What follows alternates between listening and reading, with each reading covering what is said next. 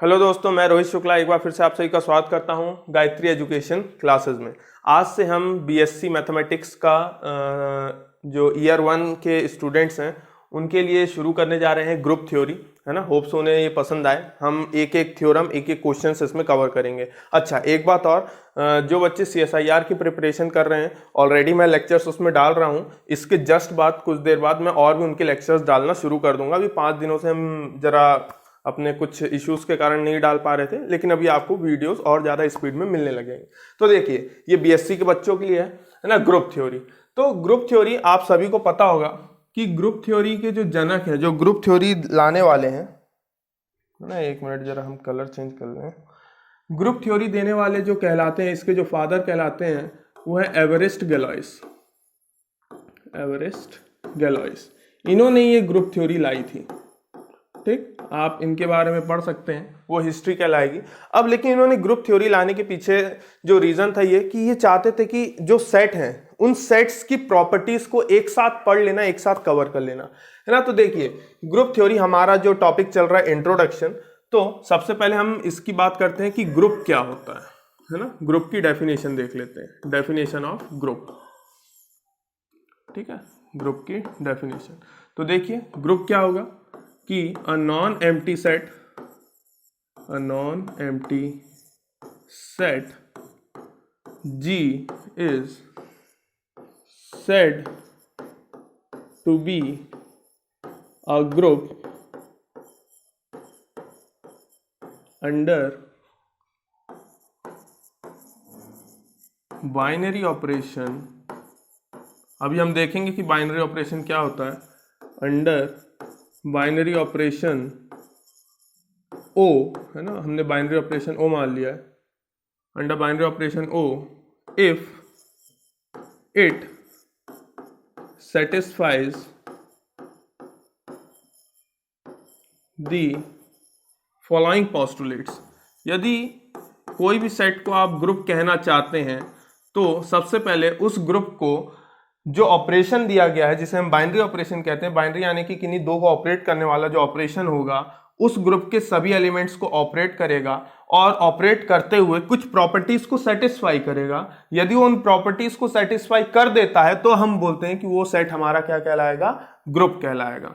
Under following postulates, आप postulates बोल सकते हैं, आप एक्सियम्स बोल सकते हैं, आप या फिर प्रॉपर्टीज भी बोल सकते हैं, जो आपको सही लगे आप वो वर्ड यूज कर सकते हैं। कौन सी होंगी वो प्रॉपर्टीज? अच्छा, अभी हम देख रहे हैं बाइनरी ऑपरेशन की डेफिनेशन भी मैं इसके जस्ट पेज में बताता हूं आपको कि क्या होता है बाइनरी ऑपरेशन। पहले आप देखिए ग्रुप क्या होता है। तो ग्रुप उस सेट को कहा जाएगा जो कि कुछ प्रॉपर्टीज को होल्ड करेगा। पहली प्रॉपर्टी, क्योंकि ग्रुप का प्रॉपर्टी पढ़ रहे हैं तो इसकी जो पहली प्रॉपर्टी होगी वो कहलाएगी G1। G1 प्रॉपर्टी जो होती है उसे हम कहते हैं क्लोजर प्रॉपर्टी। ठीक है ना, या फिर आप क्लोजर एक्सियम भी कह सकते हैं। क्लोजर एक्सियम आपको क्या बताता है कि आप जो भी सेट को ग्रुप प्रूफ करना चाहते हैं उसमें से कोई भी दो एलिमेंट लीजिए, उस सेट से कोई भी दो एलिमेंट लीजिए। तो क्लोजर प्रॉपर्टी आपको ये बताती है कि आप जब उस बाइनरी ऑपरेशन को, उस ऑपरेशन को जो आपको दिया गया उस सेट के लिए, आप इन दोनों एलिमेंट्स के बीच में लाएंगे और इन दोनों को आपस में ऑपरेट करेंगे, तो जो रिजल्ट आएगा, जो ये कंप्लीट रिजल्ट आएगा, ये भी उसी सेट के अंदर आपको मिलेगा। बिल्कुल उसी तरीके से कि एक नेचुरल नंबर लिया, दो नेचुरल नंबर लिए, दोनों को ऐड किया, जो आंसर आया वो भी एक नेचुरल नंबर ही होगा, ऑब्वियस सी बात है। ये बिल्कुल उसी तरीके से काम करता है। इसे क्लोजर एक्सियम या क्लोजर प्रॉपर्टी कहा जाता है। हम सिंबल क्या यूज करेंगे, G1। ठीक, अगली प्रॉपर्टी जो है वो आपकी है G2 प्रॉपर्टी। G2 प्रॉपर्टी कौन सी प्रॉपर्टी कहलाती है? एसोसिएटिविटी। ठीक है ना, associativity property.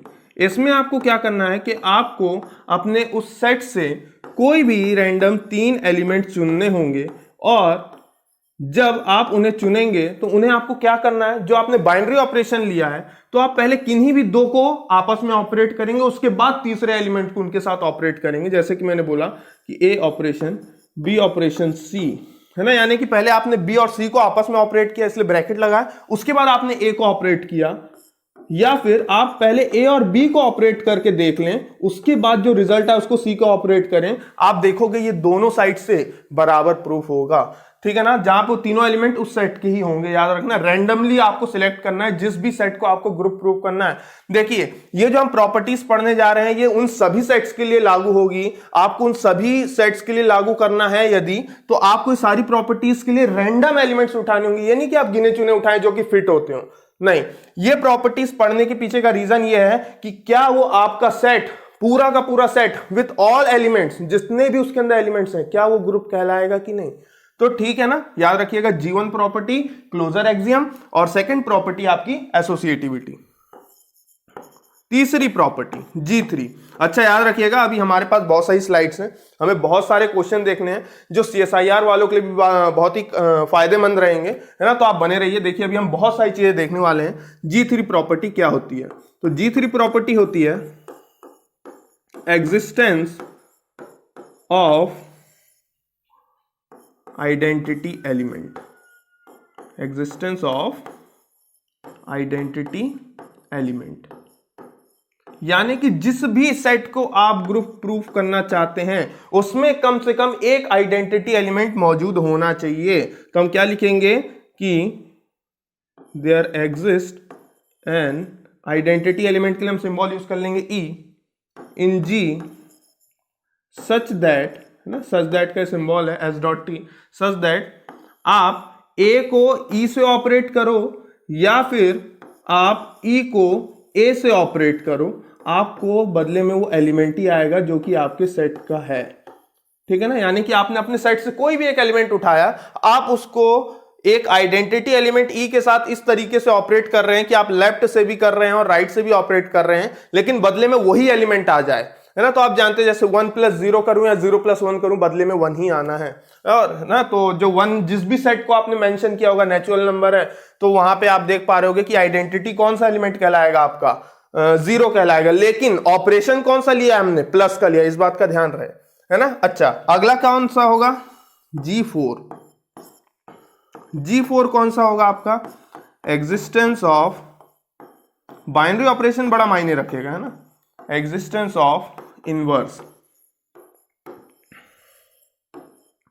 Existence of inverse का मतलब यह है कि आप अपने सेट से कोई भी रैंडमली एक एलिमेंट उठाएं, है ना, A बिलोंग्स टू G, आप कोई भी एक एलिमेंट उठाएंगे, देन देयर एग्जिस्ट, उस एलिमेंट का इनवर्स भी उसी सेट में होगा। कुछ इस प्रकार होगा कि जब आप इस वाले एलिमेंट को और उसके इनवर्स से दोनों को ऑपरेट कराएंगे, A ऑपरेशन A इनवर्स, या फिर आप A इनवर्स को इस तरफ ले लीजिए, लेफ्ट से ऑपरेट कराएं अपने एलिमेंट के साथ, आपको बदले में मिलेगी कौन सी चीज, आइडेंटिटी मिलेगी जो आपने पिछले स्टेप में यूज करी है, आपको वही आइडेंटिटी वापस मिलेगा। यदि आप मल्टीप्लिकेशन ऑपरेशन लेके चलेंगे तो आपको आइडेंटिटी एलिमेंट 1 मिलेगा, यदि आप एडिशन ऑपरेशन लेके चलेंगे तो आपको आइडेंटिटी एलिमेंट 0 मिलेगा। ठीक है ना, तो यहां पे आपको 0 मिलता, और यदि बाइनरी ऑपरेशन आपका मल्टीप्लिकेशन वाला है तो आपको यहां पे 1 मिलता। और याद रखिए A और A इनवर्स दोनों ही उस सेट में होने चाहिए, है ना, यानी कि जो भी आप सेट ग्रुप प्रूफ करना चाह रहे हैं, तो यदि आपने लिया, मान लीजिए 1 लिया है, तो उसके अंदर -1 भी होना चाहिए। तो आप जानते हैं नेचुरल नंबर का जो सेट है वो ग्रुप कभी भी बन नहीं सकता, क्योंकि उसमें 1 तो होता है लेकिन -1 नहीं होता है। और एक आखिरी प्रॉपर्टी G5, जिसको कहा जाता है कम्यूटेटिविटी।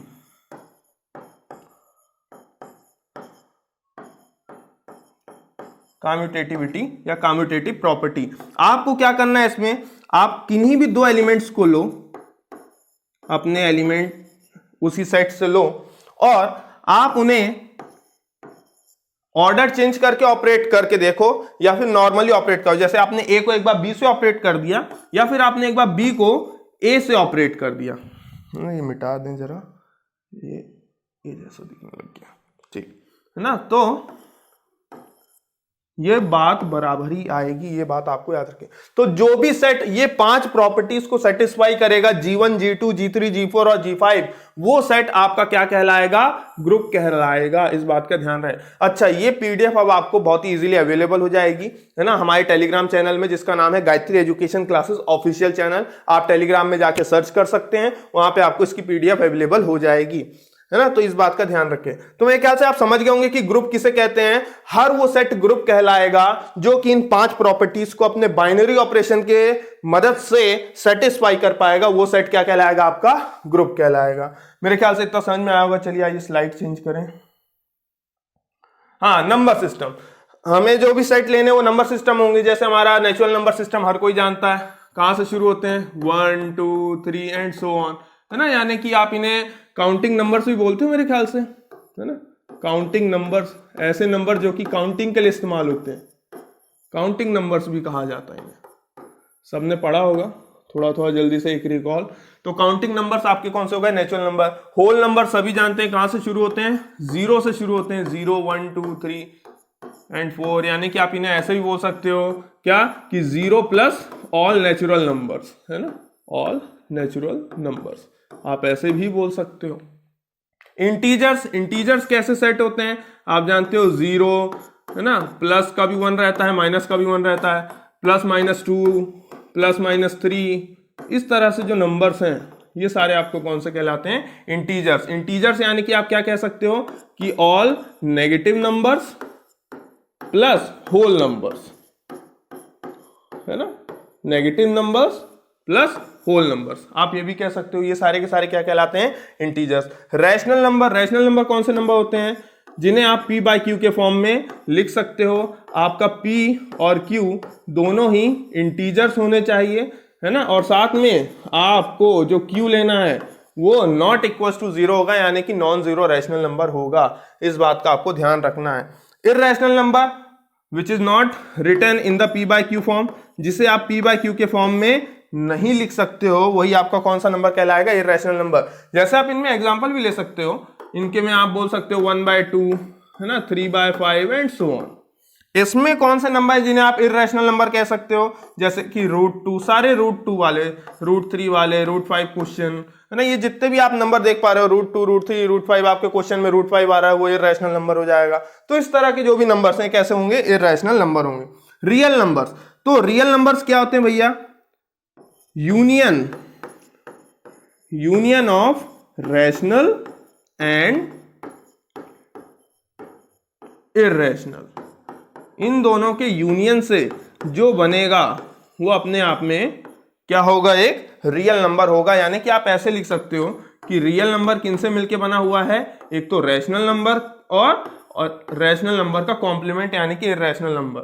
आप ऐसे भी लिख सकते हो कि रियल नंबर किस तरीके से बना हुआ है? Q यूनियन Q कॉम्प्लीमेंट, है ना, यानी कि जहां पे रैशनल है ये Q कॉम्प्लीमेंट, यानी कि जो रैशनल ना हो। तो इस तरीके से आप नंबर सिस्टम को समझ सकते हैं। इसके बाद एक होता है कॉम्प्लेक्स नंबर, यहाँ पे हमने लिखा नहीं है ना, यहाँ पे मैं लिख दे रहा हूं कॉम्प्लेक्स नंबर्स।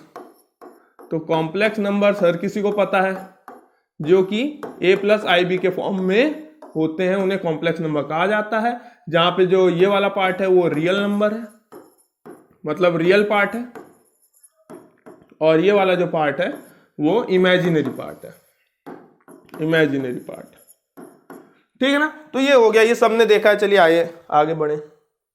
स्लाइड नंबर 3, इसमें क्या देखना है? Binary operation. हाँ, हमने बात करी थी कि बाइनरी ऑपरेशन क्या चीज होती है। तो देखिए, बाइनरी ऑपरेशन की डेफिनेशन ऑलरेडी लिख के रखी है मैंने कि if G be a non-empty set, if G be a non-empty set, then G cross G where elements are in the form of A comma B, A belongs to G and B also belongs to G, then O such that G cross G to G where O is said to be a binary operation on G। अब बोले क्या कहेगा sir? तो हमें ये कहना है कि जिस भी सेट में आपको बाइनरी ऑपरेशन अप्लाई करना है तो आपको क्या लेना है? उस सेट का क्रॉस प्रोडक्ट निकालना है। क्रॉस प्रोडक्ट में जो एलिमेंट्स होंगे वो इस तरीके के दिखाई देंगे। ऑब्वियस सी बात है, आप किसी का भी क्रॉस प्रोडक्ट निकालो, जैसे छोटा सा ले लेते हैं, एक सेट ए ले लिया, है ना, 1,2 निकाल लिया, है ना। अब इसका मैंने बोला भैया A क्रॉस A निकालो, तो आप क्या करोगे? A क्रॉस A मतलब क्या निकालोगे आप? 1 2 और 1 2, इन दोनों के बीच में क्रॉस प्रोडक्ट निकालोगे। तो क्या करोगे आप? पहले ये एक नया सेट बनेगा 1,1, 1,2, 2,1 और 2,2। तो आप देख पा रहे होंगे जितने भी एलिमेंट्स होंगे वो ऑर्डर्ड पेयर के फॉर्म में होंगे। तो वही चीज यहाँ पे लिखी हुई है कि जी क्रॉस जी में किस तरह के एलिमेंट होते हैं, ऑर्डर्ड पेयर के फॉर्म में होते हैं, जहां पे पहला वाला एलिमेंट पहले वाले सेट का होता है, दूसरा वाला एलिमेंट दूसरे सेट का होता है। बोले सर यहाँ पे तो दोनों जगह आपने जी लिख के रखा है। हाँ, तो हमने क्या निकाला है, ए क्रॉस ए निकाला है। तो देखिए हमारे पहला वाला एलिमेंट भी यहीं पे है, दूसरा वाला एलिमेंट भी यहीं पे है। उसी तरीके यहां से देख सकते हो पहला वाला एलिमेंट भी इसी सेट का है, दूसरा वाला एलिमेंट भी इसी सेट का है। तो इस तरीके से कंफ्यूज नहीं होइएगा। जब आइडेंटिकल सेट्स को लेके ए क्रॉस ए निकाला जाता है या बी क्रॉस बी निकाला जाता है, तो जो एलिमेंट पहला वाला होता है जो दूसरा वाला होता है वो दोनों उसी सेट से बिलोंग करेंगे, इसलिए यहां पे ऐसा लिखा गया। ठीक है ना। आपने क्या किया, यहाँ पे बाइनरी ऑपरेशन ओ लगाया, इन दोनों एलिमेंट में आपने कोई भी ऑपरेशन लगाया। ऑपरेशन लगाने के बाद आपका आया ए ऑपरेशन बी, या फिर आप इसको लिख सकते हो सी। ये किस सेट का होना चाहिए, वापस उसी सेट का होना चाहिए। जैसे कि मैंने यदि मान लीजिए सेट ऑफ नेचुरल नंबर लिया, set of natural number 1 2 3 and so on, तो आप क्या करोगे, कोई भी दो एलिमेंट्स लो, जैसे ले लिया आपने 1 और 2, ये ले लिया आपने, बाइनरी ऑपरेशन डिफाइन किया एडिशन, तो आप यहाँ पे एडिशन लगाओगे। ये एब्स्ट्रैक्ट वे है लिखने का, है ना, ये एब्स्ट्रैक्ट वे है लिखने का, जो जैसा मैं लिख रहा हूं एब्स्ट्रैक्ट वे कहलाता है बच्चों ये। 1,2 और आपने क्या लगा दिया ऑपरेशन प्लस, तो आपका जो आंसर आएगा वो क्या आएगा, 3 आएगा। और 3 भी क्या होगा, एक नेचुरल नंबर ही होगा। क्यों, क्योंकि 1 भी एक नेचुरल नंबर है, 2 भी एक नेचुरल नंबर है, दोनों को ऑपरेट करने के बाद जो रिजल्ट आएगा वो भी एक नेचुरल नंबर होगा।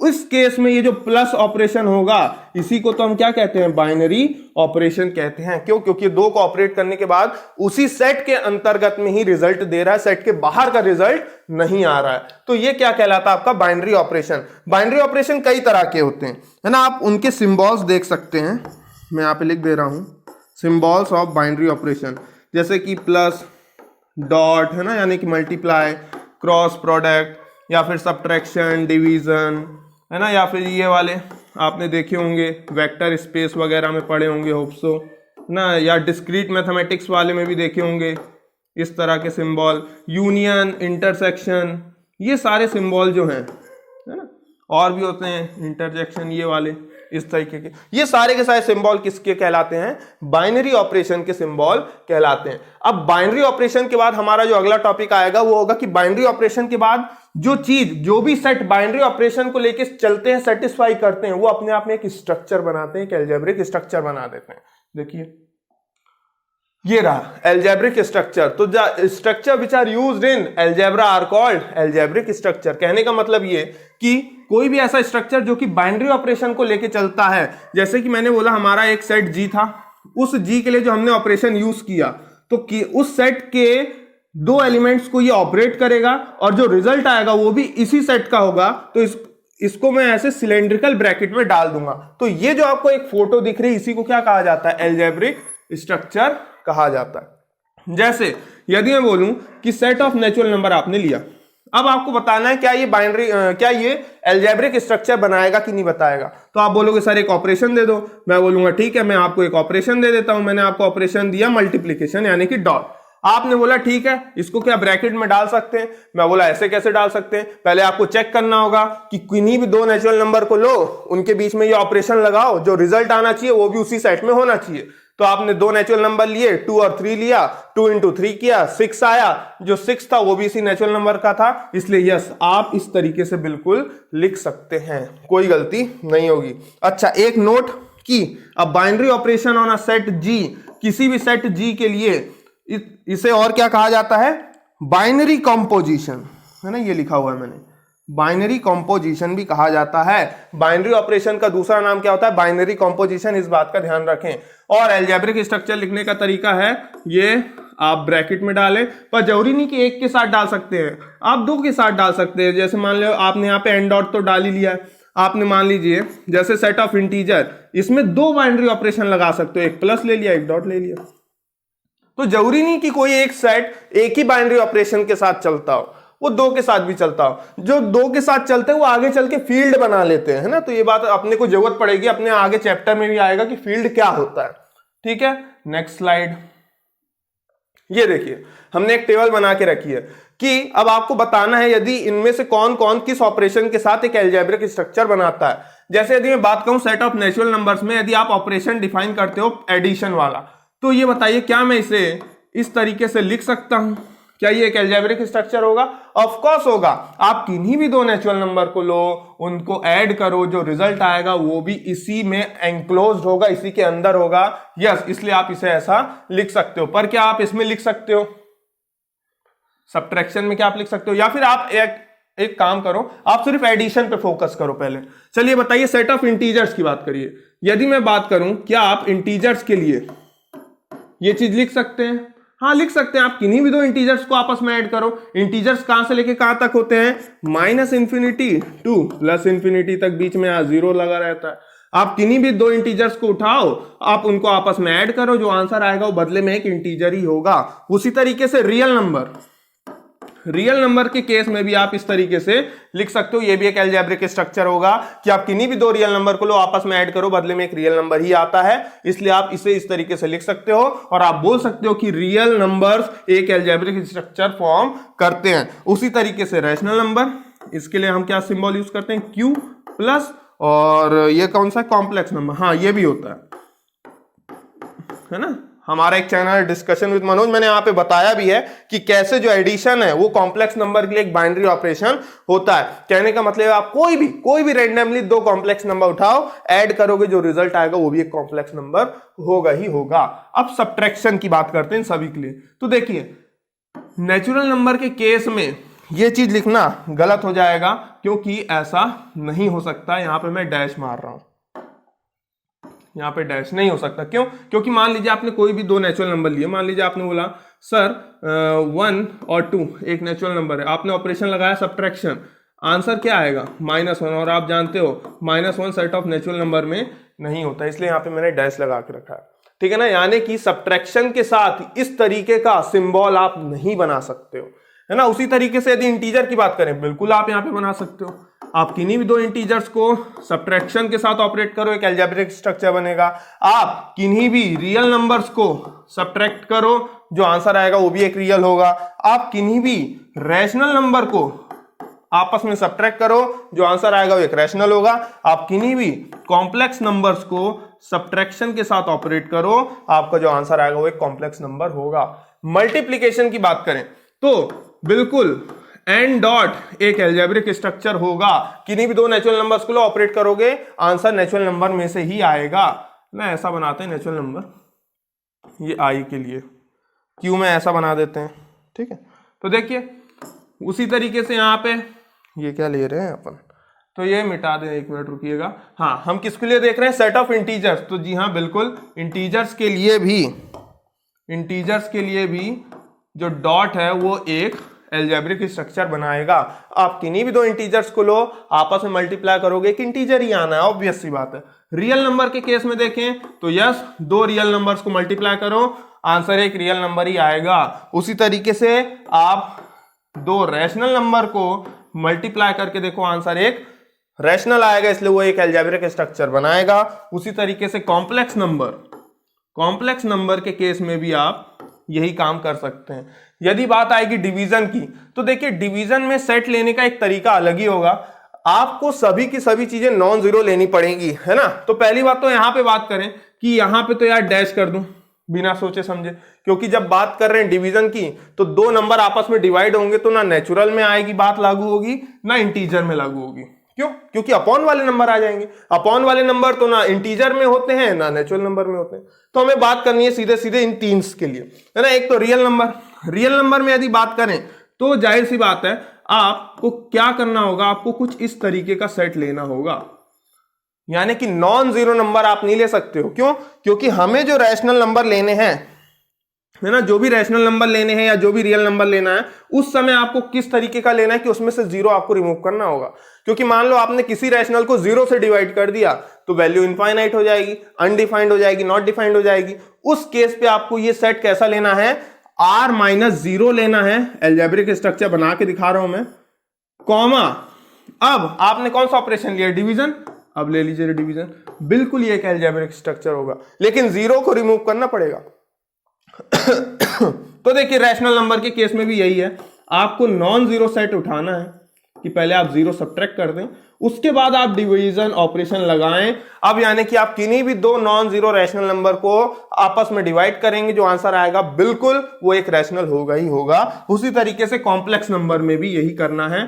कॉम्प्लेक्स नंबर में से नॉन जीरो नंबर ही रखने हैं हमें, कौन से वाले कि कॉम्प्लेक्स नंबर में से आपने जीरो रिमूव कर दिया है। अब आप इसमें डिवीजन ऑपरेशन लगाएंगे तो यस ये एक अलजेब्रिक स्ट्रक्चर फॉर्म करेगा। तो मेरे ख्याल से आपको यहाँ पे टेबल समझ में आई होगी। यहां पे से ये मिटा देते हैं ताकि आप लोग को कंफ्यूजन ना रहे, ये है ना। तो देखिए कहां कहां पे अलजेब्रिक स्ट्रक्चर नहीं बन पा रहा, आप देख पा रहे होंगे। एक नेचुरल नंबर सब्ट्रैक्शन के साथ नहीं बना रहा है और नेचुरल नंबर डिवीजन के साथ भी नहीं बना रहा है। होल नंबर्स हमने नहीं लिया है, होल नंबर्स में भी सब्ट्रैक्शन और डिवीजन में डैश ही रहेगा, ठीक है ना। इंटीजर डिवीजन में नहीं बना रहा है, बाकी ये तीनों सब में बना रहे हैं, लेकिन डिवीजन के केस में हमें याद रखना है कि हमें क्या करना है, जीरो को रिमूव कर देना है, ठीक है। आइए आगे देखें। Question 1, prove that set of all integer is a group. तो ग्रुप के लिए आपको याद होगी कौन कौन सी प्रॉपर्टी, एक तो G1, G2, G3, G4, G5। G1 कौन सी थी, क्लोजर प्रॉपर्टी। G2 आपकी एसोसिएटिव प्रॉपर्टी। G3 आपकी कौन सी है, एग्जिस्टेंस ऑफ आइडेंटिटी ना, एग्जिस्टेंस ऑफ आइडेंटिटी। G4 आपकी कौन सी है, existence of inverse, existence of inverse. और G5 आपकी कौन सी, कम्यूटेटिव प्रॉपर्टी। यदि कोई भी सेट ये 5 प्रॉपर्टीज को प्रूफ हो जाएगा, मतलब पोस्टुलेट्स को होल्ड कर लेगा, तो अपने आप में क्या कहलाएगा, ग्रुप कहलाएगा। अच्छा, हमें साथ में क्वेश्चन में ऑपरेशन भी दिया जाएगा कि कौन सा ऑपरेशन के रिस्पेक्ट में आपको उसे ग्रुप साबित करना है। तो चलिए सॉल्यूशन निकालते हैं इसका। हमें क्या बताना है कि set of all integer is group under addition. तो चलिए पहले तो सेट ऑफ इंटीजर लेट कर लेते हैं। Let I is equals to dot dot dot -3 -2 -1 0 1 2 3 and so on be the set of all integers, ठीक है ना। ये हमने सेट ऑफ इंटीजर्स लेट कर लिया। अब हमें प्रूफ करना है कि क्या ये पांचों प्रॉपर्टीज को होल्ड करता है सेट ऑफ इंटीजर। तो चलिए पहली प्रॉपर्टी G1 प्रॉपर्टी। तो G1 प्रॉपर्टी कौन सी कहलाएगी आपकी, क्लोजर, है ना, क्लोजर एक्सियम। तो देखिए क्लोजर एक्सियम को होल्ड करता है कि नहीं करता है। सिंपल है, हमें कोई भी दो इंटीजर लेने हैं, हम A और B के फॉर्म में लेंगे, लेकिन आप यहां पे नजर रखिएगा कि आप किन्हीं भी दो इंटीजर्स को लोगे आपस में जब क्या करोगे, ऑपरेशन। अच्छा यहां पे and binary operation is addition. हमने बाइनरी ऑपरेशन कौन सा लिया, एडिशन, इस बात का ध्यान रखें ना, एडिशन। तो देखिए क्लोजर एक्सियम लेते हैं, तो आप कोई भी दो इंटीजर्स आप जब लेंगे और आप इनको ऑपरेट करेंगे, क्या करेंगे, प्लस, यानी कि A प्लस B भी किसका ही आएगा, सेट ऑफ इंटीजर्स से ही आएगा। इससे एक मिनट, ये सेट ऑफ इंटीजर्स ही आएगा, इस बात का ध्यान रखें। यानी कि आपने यदि A और B ये, चलिए इसको मिटा दें, तो यदि आपने A और B इंटीजर्स लेके रखे हैं, तो जब आप इनमें एडिशन ऑपरेशन लगाएंगे, यानी कि उन दोनों को जब आप ऑपरेट करेंगे, तो जो आंसर आएगा वो भी एक इंटीजर ही आएगा। आप कोई भी एग्जांपल भी ले सकते हैं, कोई दिक्कत नहीं है। जैसे आपने एग्जांपल लिया, -1 ले लिया और 2 ले लिया, इन दोनों के बीच में ऑपरेशन लगाया प्लस वाला, तो -1 + 2 आपको क्या देगा, एक आंसर, ऑब्वियस ही बात है 1 देगा। ये भी एक इंटीजर था, ये भी एक इंटीजर था, ये भी एक इंटीजर था, जो आंसर आएगा वो भी एक इंटीजर ही होगा। तो यही तो क्लोजर एक्सियम कहलाता है। अच्छा आप बोलेंगे सर यही तो बाइनरी ऑपरेशन की भी डेफिनेशन थी। ऑफ कोर्स, जो बाइनरी ऑपरेशन है वही क्लोजर एक्सियम कहलाता है, इस बात पे आपको ध्यान रखना है। तो यस बिल्कुल, हमारा जो पहली प्रॉपर्टी है वो सेट ऑफ इंटीजर्स होल्ड कर रहा है। दूसरी प्रॉपर्टी G2 कौन सी प्रॉपर्टी होगी आपकी, एसोसिएटिविटी। एसोसिएटिविटी में आपको क्या करना है, 3 इंटीजर्स लेने होंगे। तो हमने 3 इंटीजर्स ले लिए, A, B एंड C, ये तीनों कैसे हैं? इंटीजर्स हैं ना। आप Z भी लिख सकते हैं, आप I भी लिख सकते हैं। तो 3 आपने इंटीजर्स ले लिए हैं। अब आपको क्या करना है कि आप इन इंटीजर्स को बारी बारी से ऑपरेट कर सकते हैं, किन्हीं भी 2 को, उसके बाद तीसरे को। तो जब आप A या फिर B और C को पहले ऑपरेट कर लीजिए, लेकिन हमें यहाँ पे O नहीं लेना है, हमें यहाँ पे बाइनरी ऑपरेशन तो ऑलरेडी गिवन है। कौन सा है वो बाइनरी ऑपरेशन? एडिशन। तो ये ले लिया। तो पहले B और C को आप ऐड कर लो, उसके बाद उसमें A को ऐड करो, या फिर पहले आप A और B को ऐड कर लो, उसके बाद C को ऐड करो। आप देखेंगे बात बराबरी आएगी। यानी कि किन्हीं भी 3 इंटीजर्स में ये प्रॉपर्टी होल्ड करती है। आप बिल्कुल चेक कर सकते हैं। जैसे हमने यहाँ पे नंबर लिया, मैंने यहाँ पे ABC लिया है, आप नंबर लेके कोने में चेक करके देखते जाइए, आपको दिखेगा कि यस बिल्कुल होल्ड करती है। G3 की बात क्या थी हमारे पास? Existence of identity. तो identity element set of integer में कौन हो सकता है? यानी कि एक ऐसा एलिमेंट को ही आप आइडेंटिटी कह सकते हो जिसके साथ मैं किसी दूसरे एलिमेंट को जब ऑपरेट करूं तो बदले में वही एलिमेंट आ जाना चाहिए। तो आप जानते हैं सेट ऑफ इंटीजर जो हमने लेट किया है, यहाँ पे सिर्फ एक ही ऐसा एलिमेंट है एडिशन रिस्पेक्ट में ना। ऑपरेशन हमारा कौन सा? एडिशन। तो एडिशन आप किसी भी नंबर का जब 0 के साथ करोगे बदले में वो नंबर आ जाएगा, इसलिए हमारे लिए आइडेंटिटी एलिमेंट कौन हो जाएगा? 0। तो let 0 be the identity element, let 0 be the identity element, then आप A एडिशन, यहाँ पे सॉरी, आप A को 0 के साथ ऐड करो या 0 को A के साथ ऐड करो, जहाँ पे A आपने सेट ऑफ इंटीजर से लेके रखा हुआ है, तो आपको बदले में वो एलिमेंट ही मिलेगा। कौन सा वाला एलिमेंट मिलेगा? A ही मिलेगा। इस बात का आपको ध्यान रखना है। आप देख सकते हो, आप कोई भी एक इंटीजर लोगे, 2 में 0 ऐड करो या 0 में 2 ऐड करो, बदले में वो 2 ही आएगा। ठीक है ना। और 2 कहाँ है? 2 एक इंटीजर होता है, बिल्कुल होता है। सही बात है कि नहीं? तो देखिए तीसरी प्रॉपर्टी भी ये होल्ड करता है। चौथी प्रॉपर्टी G4 क्या है? Existence of inverse. अब यहाँ पे इनवर्स का मतलब क्या है? उसका उल्टा। तो देखिए जब आप एडिशन के केस में पढ़ते हैं ना, तो एडिशन के केस में यदि कोई एलिमेंट A है तो उसका जो इनवर्स होगा वो उसका नेगेटिव होगा। जब आप एडिशन के केस में पढ़ते हैं, जब आप मल्टीप्लिकेशन के केस में पढ़ते हैं, तो यदि आपके पास कोई एलिमेंट A है तो उसका जो इनवर्स होगा वो A इनवर्स होगा। इस बात का आपको ध्यान रखना है। ये एडिशन के केस में माइनस हो जाता है, जबकि मल्टीप्लिकेशन के केस में इनवर्स हो जाता है। देखिए हम करेंगे क्वेश्चन, अगला क्वेश्चन हमारा वही है। पहले यहां पे देखिए कि let A belongs to Z या फिर I, है ना, हमने I भी लिया है, Z भी लिया है। इस बात का ध्यान रखिए कि I लिख सकते हो या Z भी लिख सकते हो। There exist -A in integers such that, जब आप ऑपरेट करोगे A को -A के साथ, आपको आइडेंटिटी एलिमेंट कौन मिलेगा? 0 मिलेगा। इस बात का आपको ध्यान रखना है। हमने आइडेंटिटी एलिमेंट वैसे भी क्या लेट करके रखा हुआ है, देख सकते हैं, 0। तो देखिए जब भी आप A और -A को ऐड करेंगे 0 आएगा। और बिल्कुल इंटीजर में ये चीज लागू होती है। आप -2 लें तो -2 का उल्टा 2 मौजूद होता है। या फिर आप ऐसा बोल दें कि यदि 2 है तो 2 के साथ -2 है, दोनों को ऐड करेंगे आपको आइडेंटिटी एलिमेंट 0 मिल जाएगा। ठीक है ना। तो यस, फोर्थ प्रॉपर्टी भी होल्ड करता है। ठीक है ना। यहाँ पे आप ऐसे लिख सकते हैं कि yes 0 belongs to set of integers. और एक पांचवी प्रॉपर्टी G5, जिसको आप क्या बोलते हो? Commutative property.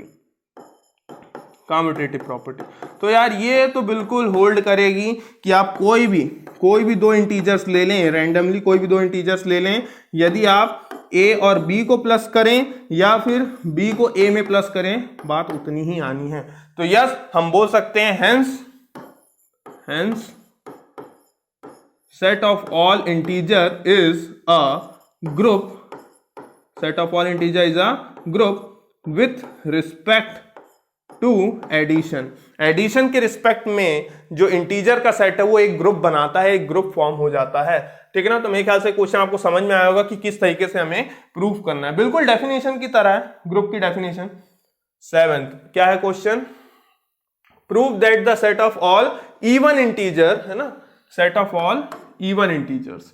Is a group with respect to addition. हमें यहां पे भी एडिशन ही दिया गया है, बस सेट चेंज कर दिया गया है इवन इंटीजर। तो बिल्कुल ये उसी तरीके से होगा।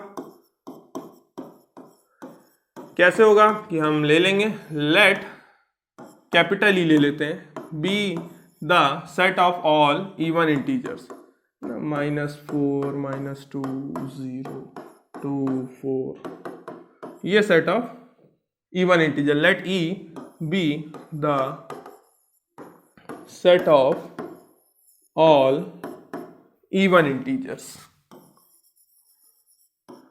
तो यदि एडिशन लिया है तो आप आइडेंटिटी एलिमेंट समझ गए होंगे कि क्या होगा, and plus B the binary operation over E. हमारे सेट ई पे बाइनरी ऑपरेशन हमने क्या लिया हुआ है, एडिशन लिया हुआ है। तो देखिए हमारा G1 प्रॉपर्टी हम सेटिस्फाई करेंगे। कौन सी प्रॉपर्टी है ये, क्लोजर प्रॉपर्टी।